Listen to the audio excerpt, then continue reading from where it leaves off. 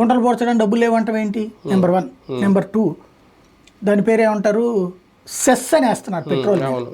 Road tax అని వేస్తున్నారు, road cess అని. మరి ఆ డబ్బులు ఏం చేస్తున్నారు?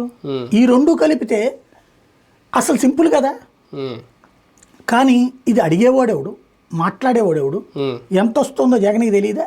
అడగడం చేత కాదు, ఎందుకంటే తను చేయలేదుగా. తను చివరిలో చేసుకొచ్చాడు, రోడ్లు వేసాడు. ఇప్పుడు ఇక్కడ రోడ్లే వేయట్లా, ఇది ఇప్పుడు గుంటలు పూడుస్తున్నారు.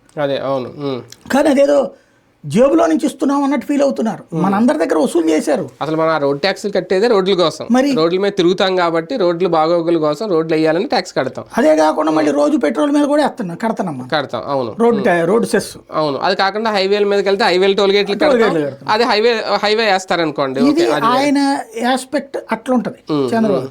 ఇప్పుడు అది కొత్త విచిత్రం, నీటి తీరువ పాత పద్ధతిలో ఉండేది. మీరు కనుక పొలాలోళ్ళు రైతులు ఇంత డబ్బులు కట్టాల్సి వచ్చేది నీటి తీరువ. అది తీసేశారు. తర్వాత రాజశేఖర రెడ్డి వచ్చిన టైంలో స్టార్ట్ చేశారు, తీసేశారు తీయడం.